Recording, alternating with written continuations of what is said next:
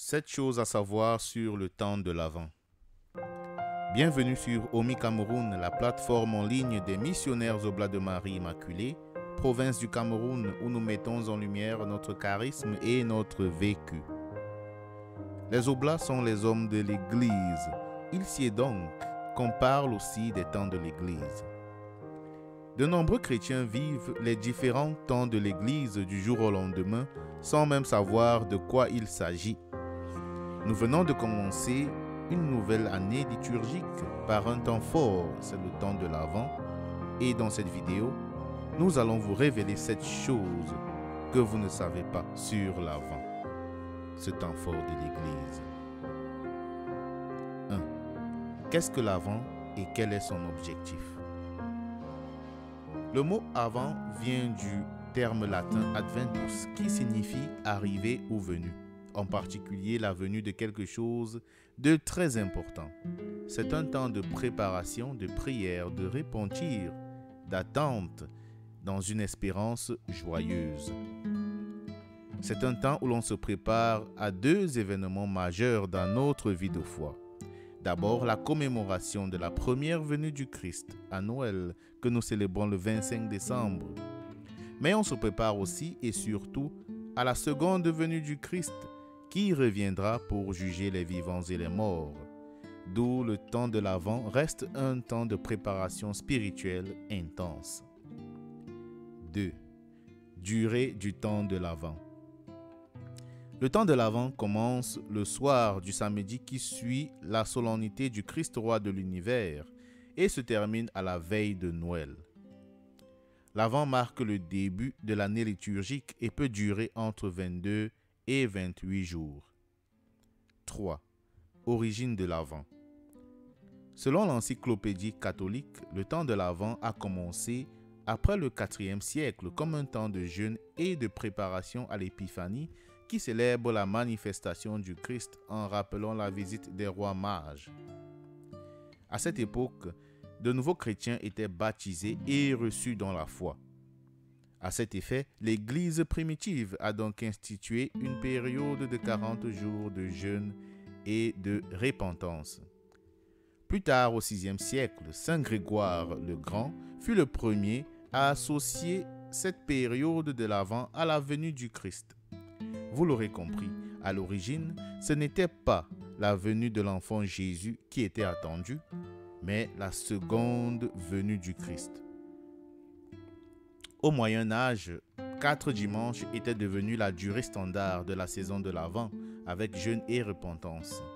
L'Église a également élargi la signification de l'Avent pour y inclure la venue du Christ par sa naissance à Bethléem, sa venue future à la fin des temps et sa présence parmi nous par le biais du Saint-Esprit. 4. Les chants liturgiques pendant l'Avent.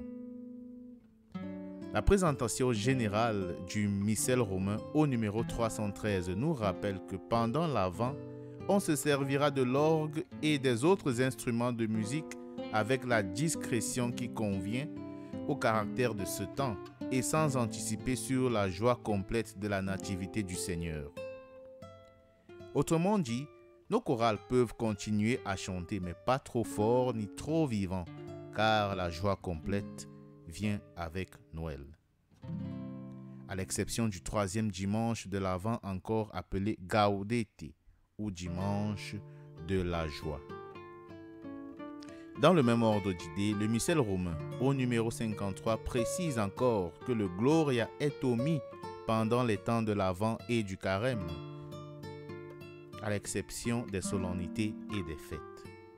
En d'autres termes, le Gloria, ou gloire à Dieu au plus haut des cieux, est chanté ou dit les dimanches en dehors de l'Avent et du Carême, ainsi que les solennités et les fêtes, et lors des célébrations particulières de caractère plus solennel.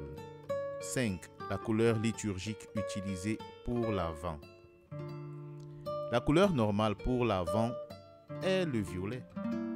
La présentation générale du missel romain précise: la couleur violette est utilisée pendant l'Avent et le Carême. Elle peut aussi être portée dans les offices et les messes des défunts.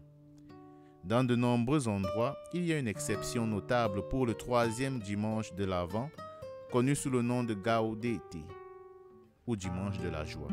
La couleur rose peut être utilisée ce jour-là.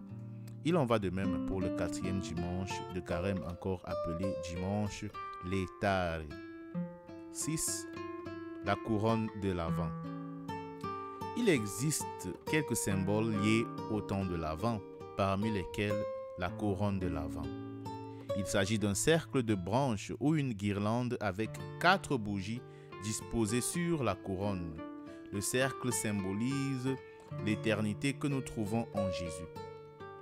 Allumer une couronne de l'Avent est une coutume qui a vu le jour chez les luthériens et les catholiques dans l'Allemagne du XIe siècle.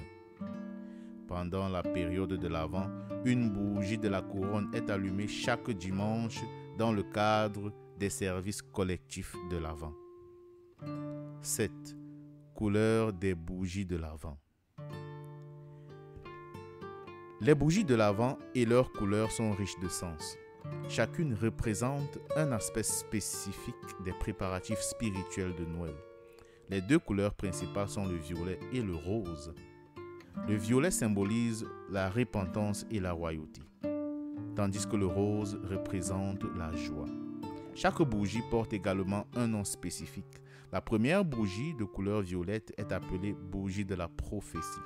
Elle représente l'anticipation par les prophètes de la naissance de Jésus. La deuxième bougie, qui est aussi violette, est appelée la bougie de Bethléem pour rappeler le voyage de Joseph et Marie à Bethléem. La troisième bougie de couleur rose est appelée la bougie du berger. Elle est rose parce que le rose est la couleur de la joie et elle montre la joie de l'anticipation des chrétiens sur la naissance du Christ. La quatrième bougie, qui est violette, est appelée la bougie de l'ange. Elle représente la paix, pour se souvenir du message des anges, paix sur la terre et bonne volonté parmi les hommes. Conclusion. L'Avent nous rappelle que l'ancien Israël a dû attendre 700 ans avant que le Messie ne vienne en la personne de Jésus de Nazareth. Le temps de l'Avent nous rappelle également que les chrétiens continuent d'attendre la seconde venue du Christ et la fin de l'histoire telle que nous la connaissons. Pendant cette attente, l'Avent nous rappelle également que nous devons nous préparer à la venue du Christ en travaillant pour la justice, en nous engageant dans une formation spirituelle personnelle et en restant engagés dans une communauté de foi. C'est ainsi que nous faisons notre part. Préparons-nous donc, afin que le Fils de l'homme nous trouve éveillés et prêts.